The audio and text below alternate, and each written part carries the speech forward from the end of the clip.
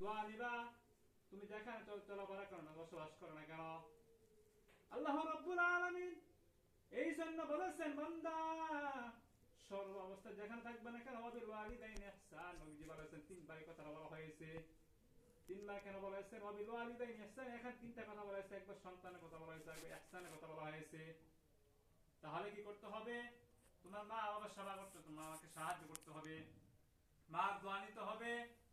রাসূল বলেছেন কোন সন্তান যদি মা বাবার কাছে দোয়া নেয় এবং মার পরামর্শ মেনে চলে, তাহলে আমার রাসূল বলেছেন ওই মা দোয়া নেওয়ার কারণে দুখুলুল দাখালাল জান্নাহ, ওই সন্তান মা দোয়া করতে দেরি মাঝখানে কোনো পর্দা থাকে না, ওই সন্তান মা যখন দোয়া করবে সাথে সাথে সে জান্নাতে চলে যাবে।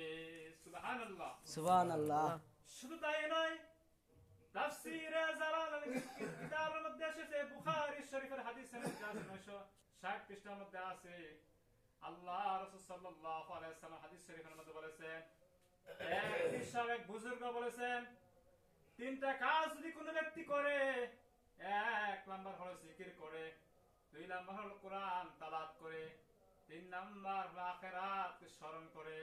মুফতি সাইদ আহমদ পীর সাহেব তিনি কিতাবের মধ্যে লিখে দিয়েছেন, ওই আল্লাহ বান্দা যদি এই তিনটা কাজকে স্মরণ করে, তাহলে ওই বুজুর্গ আল্লাহ ওয়ালা বলে দিয়েছেন, তাহলে তার কথা মানার কারণে আল্লাহ তাআলা এই দুনিয়ার মধ্যে সমস্ত প্রকার কাজ থেকে সহজ করিয়া দেন। সুবহানাল্লাহ সুবহানাল্লাহ।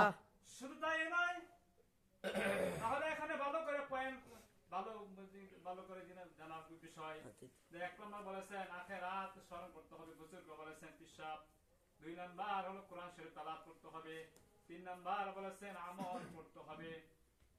যে আমি পয়েন্টটা বলেছিলাম, তাহলে এক নম্বর পয়েন্ট যারা বলতেছিলাম, আল্লাহ তাআলাকে সর্বাবস্থা সব জায়গায় ব্যবহার করতে হবে এবং মা বাবার সেবা করতে হবে, এবং আরো কিছু কিছু আছে, অনেক মা বাবা আছে আমি যেটা সত্য সেটাই বলতে হবে।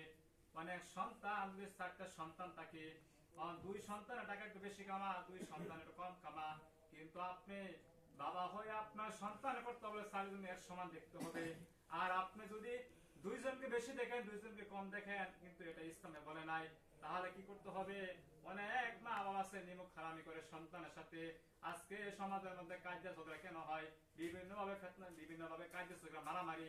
কারণ হলো আপনি বাবা হলো, আপনার সন্তানের হক হলো আপনার সন্তানকে সুন্দরভাবে বুঝিয়ে দেওয়ার জন্য আপনার হলো সেটা কর্তব্য। আর আপনি সন্তানকে কর্তব্য না দিয়ে আপনি কি করলেন? আপনি বরং আর ক্ষতি করলেন। এই জন্য হাদিসের মাসে বলা হয়েছে, রাসূলুল্লাহ সাল্লাল্লাহু আলাইহি ওয়াসাল্লাম বলেছেন, তাহলে আপনার সন্তানকে আপনি কি করতে হবে? সন্তানকে আপনার সমান আদায়, হক আদায় করতে হবে। কারণ হক আদায় যদি না করতে পারেন, কাল হাশরের ময়দানে যারা বাবারা আছেন আল্লাহর কাছে জবাবদাহি করতে হবে। শুধু তাই নয়, এই জন্য হাদিসের মধ্যে আরো অসংখ্য আয়াতের মধ্যে আল্লাহ তাআলা বলে দিয়েছেন কি করতে হবে। সন্তানের উপর যেমন হক আছে এবং বাবা মা সন্তানের উপর হক আছে।